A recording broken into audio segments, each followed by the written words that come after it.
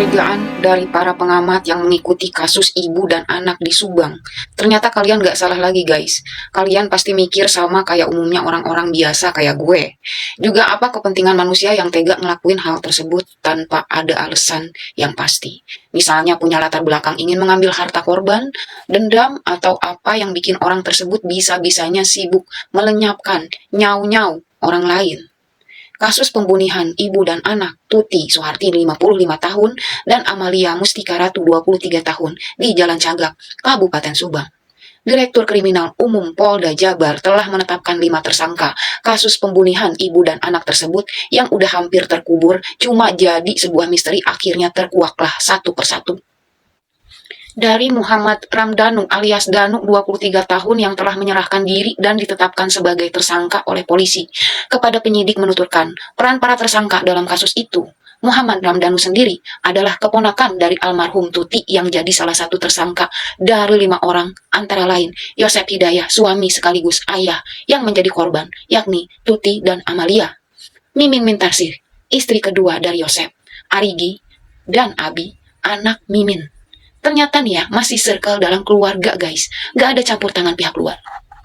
Rasa penasaran kalian terobati guys. Untuk kasus Subang yang sering menjadi pertanyaan besar dari 3 bulan terakhir ini, pihak berwenang melakukan pemeriksaan secara intensif terhadap para saksi.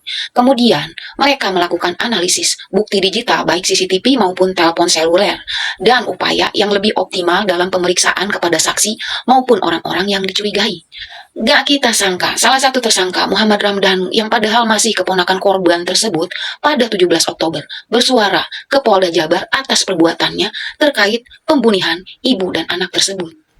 Pada awalnya mereka ragu, kok bisa ada tersangka ngaku gitu aja, tapi Danu sendiri ngeyakinin sebagai justice kolaborator yang siap bekerja sama sebagai salah satu saksi dengan didampingi kuasa hukum.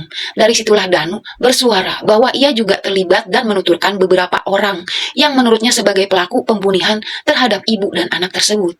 Kemudian, penyidik melakukan penangkapan terhadap 4 orang, yakni Yosep Hidayah, Mimin, Arigi, dan Abi, dan telah ditetapkan sebagai tersangka. Jadi, 5 tersangka termasuk Danu. Namun, dari 5 tersangka, hanya 2 yang ditahan yaitu Yosep Hidayah dan Muhammad Ramdanu atau Danu. Terkait peran para pelaku, Danu mengakui diminta sama Yosep untuk menemani ke TKP atau rumah korban. Danu sendiri menunggu di garasi dan diminta mengambil goyok. Setelah mengambil goyok, Danu sayangnya enggak mengetahui bagaimana para pelaku mengeksekusi para korban. Namun setelah mendengar teriakan dari para korban yakni Amalia Mustika Ratu, Danu nih sempat masuk ke dalam dan melihat juga pelaku lain membenturkan kepala Amel ke dinding. Alotnya, pelaku lain Yosep, Mimin, Arigi, dan Abi belum mau nih mengakui perbuatannya. Tetapi ada bukti kuat dari Yosep atau suami Tuti ini.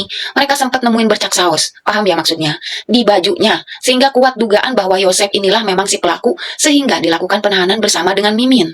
Menurut keterangan Danu, bercak baju itu digunain sama Yosep pada malam kejadian pada Selasa 17 Agustus 2021. Sehingga dari baju inilah penyidik punya alat bukti kuat terhadap kasus ini buat melakukan penahanan dan menetapkan tersangka terhadap Yosep. Sedangkan Danu berdasarkan pengakuannya bukan eksekutor. Jadi sementara penyidik melakukan pengawasan dan menempatkan Danu di tahanan khusus. Keluarganya juga diberikan pengamanan.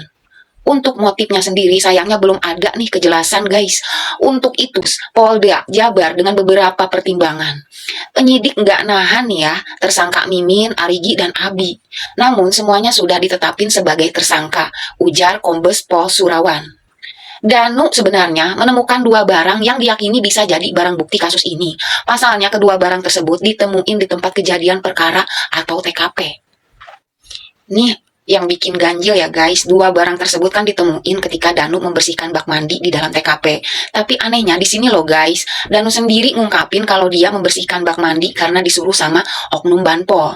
Namun identitas oknum Banpol tersebut masih misterius. Nah loh, diketahui almarhumah Tuti dan Amelia ditemukan bersimbah saus di dalam bagasi mobil Alphard hitam di garasi rumah pada Rabu 18 Agustus 2021 pagi.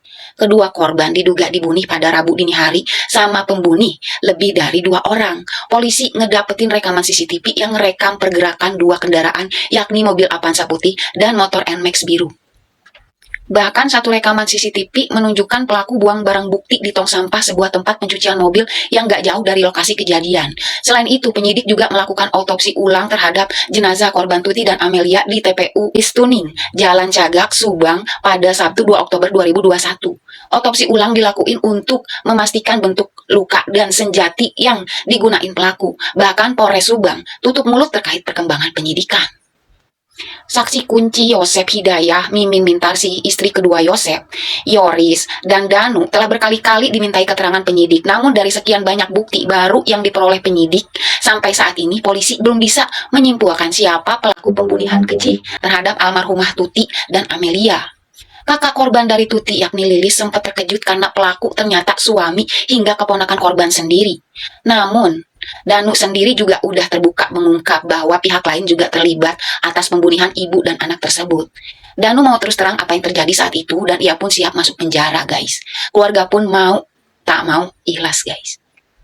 Danu menangis, Lilis adik korban juga nangis. Danu pun sempat sujud ke mamahnya, almarhum, dan Lilis sendiri untuk permohonan maaf.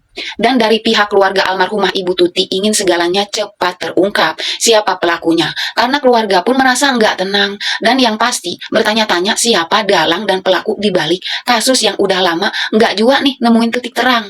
Tentulah mereka berharap baik pelaku maupun dalang harus dihukum seberat-beratnya.